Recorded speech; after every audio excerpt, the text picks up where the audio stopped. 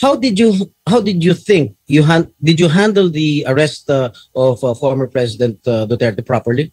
So when I saw the video, it was really, for me as a citizen of this country, it was really unbelievable. It was a very, very big disappointment. When I saw the video, parang nag-flashback sa akin yung ginawa ng mga kapulisan ng araw sa amin.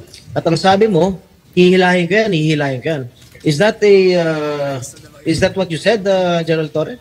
Sir, it's already all optics and tactics already because it's already. No, I'm asking you. Did you say that? Hihilahin ko, hihilahin Yes, ko. sir. And I actually made good of it, sir.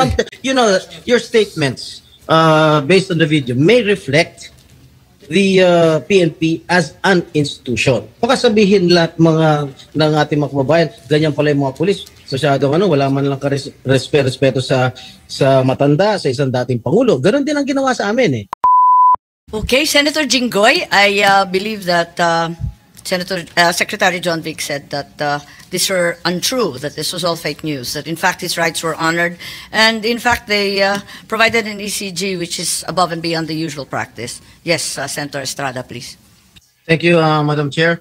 Let it be known that I am not protecting or I am not defending anyone, much less the former President of the Republic of the Philippines, President Duterte, since I am an ally of this administration led by President Bongbong Marcos, and at the same time a friend of Vice President Inday Sara Duterte. Now, since you've been asking questions addressed to General Torre, may I ask General Torre, how did you think did you handle the arrest of former President Duterte properly? Yes, sir. I do, sir. It's proper. It was proper. But when I saw the video, it was really, for me as a citizen of this country, it was really unbelievable. It was a very, very big disappointment. Because I can relate, General. Because when we were arrested way back 2001, together with my father, the same thing happened. All right, we were in the wee hours of the morning. We were the policemen barged in our hospital room at the Veterans Memorial Hospital. They were arresting us. They wanted us to be transferred to another detention cell because after the May 1 siege, at ano sabi ng mga police, kalad ka rin na yan mga yan pag ayaw sumama. At the same time, when I saw the video, parang nag-flashback sa akin yung ginawa ng mga kapulisan ng araw sa amin. At ang sabi mo, hihilahin ko yan, hihilahin ko yan. Is that what you said, General Torre? Sir, it's already all optics and tactics already because it's already. No, I'm asking you. Did you say that? Hihilahin ko, hihilahin ko. Yes, sir. And I actually made good of it, sir. No. What prompted you to say that? Sir, I made good of it, sir. Sabi ko, sir, hihilain ko yan. And I went back to AS Medialdea, handcuff him. Bakit mo nga sinasabi? Your statements based on the video may reflect the PNP as an institution. Baka sabihin lahat ng ating mga kababayan, ganyan pala yung mga pulis. Masyadong wala man lang respeto sa matanda, sa isang dating pangulo. Ganon din ang ginawa sa amin eh. Can you justify why you said that hihilahin ko yan? Nakita ko si dating Pangulong Duterte, di naman lumalaban. What prompted you to say that? Mr. Senator, respectfully, the threat of hihilahin ko na yan was not towards the president, the former president.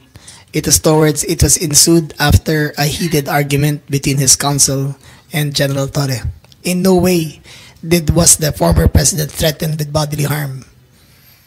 Yes, who was addressing the sinong sinasabihan ni General Torre? Was it the lawyer or was it the former President Duterte? Lawyer, sir, Attorney Medialdea. And actually, sir, after that, I actually went back to him, placed handcuff on him after reading him his rights and arrested him for obstruction of justice. And after that, sir, I brought him to the bus and came back again and told Attorney Delgra he's next. And again, sir, I will reiterate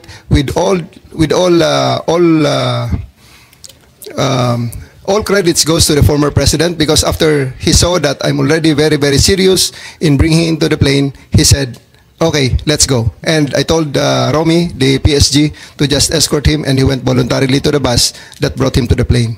Sisingit Alright, lang ako Senator Jinggoy. Kasi binabasa ko dito yung standard operating ng PNP. Ang liwaliwanag naman no torture, no force, no violence, threat, intimidation, or other means to vitiate the free will to be used against the arrested person. Di the more so, yung mga kasamahan ng arestado.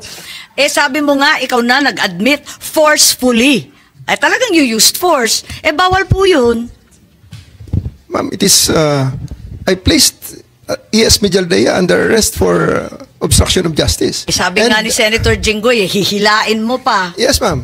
I did because I have to get into their heads to make them to make it very very clear to them that we are already very very serious of loading the president to the plane. General, pinapaliwanag mo, pero bawal ang paggagamit ng dahas, ng pananakot, ng intimidation, or any other means. Ang liwanag nasa kapulisan yan Just to be clear, operationally, there was obstruction of justice. It was the decision call of General Torre to place him under arrest for obstruction of justice. Now let us separate what happened to the president. You're talking about Attorney Medialdea? Yes, ma'am. Paano yung iba? No one else was armed, ma'am. Yung attorney? No, wait. Yung abogado? If I may, Senator Amy. Yes. Madam Chair. Ayan. Sino yung kinaladkad nung isang pulis? Yung security na nakaitim? I think it was General Torre na hinila yung isang abogado. Dalawa yun yung abogado, hinila yung upuan, di ba? Tapos yung nakaitim na si Q, kinaladkad din. Si Attorney Delgra, sir, because he is next to be arrested, and because of that, the former President PRRD saw that I'm already that serious, and he said he prevented the situation from further deteriorating and escalating. So he said, let's go. Isn't he entitled to a counsel of his choice, General? Yes, sir. For 12 hours, he was there. Oh. Can't he speak to his client? Bigla niyo na lang... They are there for 12 hours, sir, speaking to each other. Ano? They are there for 12 hours speaking to each other, sir. One more thing that I noticed in the video, no? Ang sabi ni PRRD, papasukin niyo yung anak ko. Abogada siya. At ang sinabi mo, hindi ko siya papapasukin. Why not, General Torre? That is a decision. That is my call, sir. That is my decision. Considering that he had already been assisted by 3 lawyers all throughout that time, sir. And gabi na ho yun, sir. The request was made at around mga 9 o'clock na, sir. 11 hours after the first arrest. Tanggalin mo na yung titulo ni Inday Sara. Kalimutan mo na siya na Vice President. So, pagpalagay natin hindi siya Vice President. She is an immediate member of the family. Nung kami po ay nakakulong, ang immediate members of the family, 24 hours pwede bumisita sa amin, nakakulong kami. Ito, hindi pa nakakulong. Anak ito. Bakit hindi niyo pinapasok? Maliban doon, is this not a violation of RA 7438 that requires that you guarantee access to an attorney in addition to the immediate family? The President also said na yung anak niya, yung babae, abogado ko yun, papasukin nyo. Hindi nyo pinapasok. Abogado yun eh. Actually, sir, first to answer the question of Senator Estrada, sir. I have told the President that they can visit him at his detention facility because at this time, the order of the day is to load him into a plane. So that's what we endeavored to do, and that's what happened, sir. Ano niya bibisitahin yung tatay niya? Sa Netherlands. Hindi naman dito tinray eh. Hindi naman dito kinasuhan eh. Sa ibang bansa eh. Oh. Bakit hindi niya man lang binigyan ng kortesiya yung anak na isang abogada na magkukonsulta? Katulad nga na sinabi ko kanina, yung mga nakakulong nga, 24 hours pwede bumisita ang immediate members of the family. Bakit ito hindi pa nakakulong, hindi niyo pinapasok yung anak? Our mission at that time, sir, is to deliver him to the body who issued the warrant, sir. Nasa batas yan. Nasa batas yan, General. Immediate members of the family, lawyers, priests, etc., etc. I should know. Nanggaling ako dyan. Tapos ito, hindi naman nakakulong. Again, I am not defending President Duterte. I'm just explaining the rights of an accused. Because naging akusado rin ako. And I don't want that to happen to anybody else. Dapat naman nagbigay kayo ng konting kortesiya o respeto man lang sa mga dating presidente dahil naranasan namin yan. nung kinulong po yung tatay ko. Ganon din. Kawalang respeto ang mga pulis sa amin. Porket nawala na ba kami sa kapangyarihan, gano'n na lang? Matanong ko naman sa'yo, General, wag naman po sana mangyari, God forbid. Sa pag sinapit ng ni President, pag sumapit ng ganitong sitwasyon si Presidente Marcos, gagawin mo rin ba yon sa kanya? I hope not. Ang liwanag po ng batas, kung ma-follow up ko lang si Senator Jinggoy, tama po siya. Hindi lang yung immediate family, medical doctor, pare or religious minister, any national non-government organization, ang CHR, international non-government accredited by the Office of the President. Lahat yan may access, pero pinagbawalan ninyo. On 2 counts, immediate family na, abogado pa niya. Bakit ganun?